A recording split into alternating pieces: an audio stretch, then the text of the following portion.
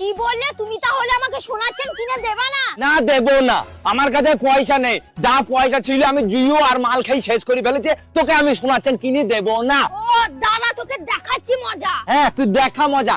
কি মজা দেখাবি তুই আমাকে? দাঁড়া। হ্যালো মা, তোমার জামাই না আমাকে সোনার চেন কিনে দিচ্ছে না, একটা সিমেন্টের বস্তা নীল ড্রাম কিনে পাঠিয়ে দাও তো। দাঁড়া, এবার দেখ তোকে কেমন জমাই। কি হইছে অরুণ ভাই? আজকে ভাবি আবার আপনার সাথে ঝগড়া করছে? আর ভাবি বলেন না, ভারী অশান্তিতে আছি, কি করি বলেন তো? আচ্ছা অরুণ ভাই কি নিয়ে ঝগড়া করে সেটা কি একবার খুঁজে দেখছেন? দেখছি, মেয়েদের ঝগড়া করার জন্য কোনো কিছুর দরকার হয় না, শুধু একটা স্বামী দরকার।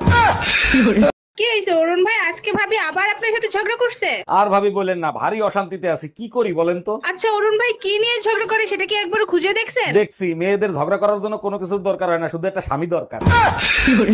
হ্যালো টুম্পা, বাসায় কি আমাদের বিয়ের কথা বলছিলা? কইছিলাম, মোর আব্বা আম্মা রাজি না। তাহলে এক কাজ করি, চলো আমরা পালায়ে বিয়ে করি। ছেলে কাল গুই ফলাম, সাথে তোমার মায়ের সব গহনা নিয়ে আইসো। দাম রাহালার ফলা মুই টুম্পর মা। অরুণ ভাই আপনি তো বাজারে যাচ্ছেন, আসার সময় আমার জন্য এক বোতল আখের রস নিয়ে আসেন। জানেন ভাবি, আগ যতই শক্ত হোক না কেন, মেশিনের ভিতর ঢুকলে রস ঠিকই বের হয়ে যায়। আরে ভাই, মেশিনটা তো তৈরিই হয়েছে রস বের করার জন্য। ও আচ্ছা, এর জন্যই সাদাত ভাই আপনাকে বিয়ে করার পর থেকে শুকিয়ে যাচ্ছে।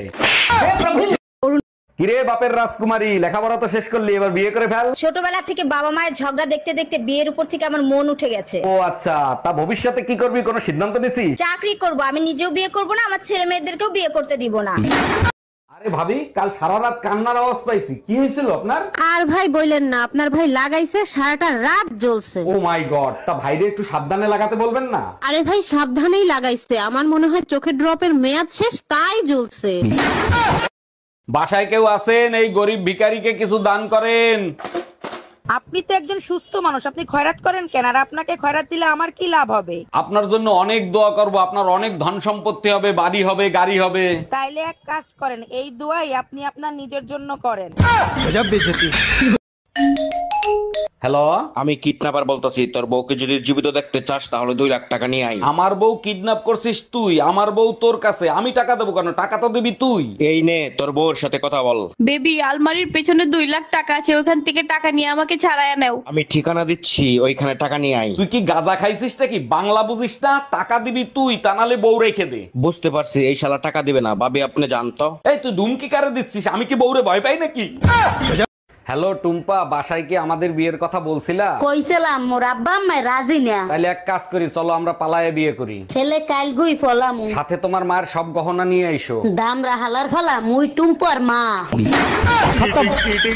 এই টুম্পা, আমার মানিব্যাগ থেকে টাকা নিছে কে? আরে কি চোর আছে নাকি? দেখো তুমি কোথায় খরচ করছো। কালকে রাতে গুনে রাখছি 700 টাকা, সকালে উঠে দেখি 200 টাকা। এই কাজ তুমি ছাড়া আর কেউ করে নাই। আরে বুকা, আমি যদি নিতাম তাহলে কি আর ওই 200 টাকা থাকতো?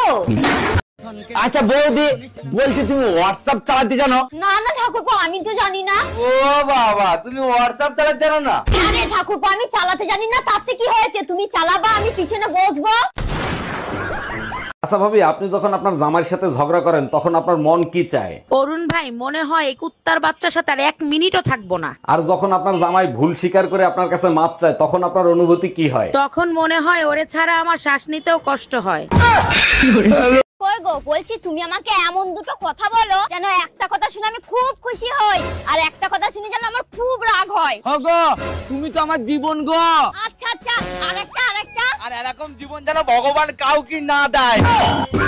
ভাইজান, একটা বিপদে পড়ছি, একটু হেল্প করবেন? অবশ্যই হেল্প করব, বলেন কি করতে হবে? আপনার ভাই বাসায় নাই, আমার 1000 টাকা লাগবে, কালকেই দেব। ভাবি এক কাজ করেন, 2000 নেন, আজকেই দেন। আমি টাকা ফেরত দেওয়ার কথা বলছি।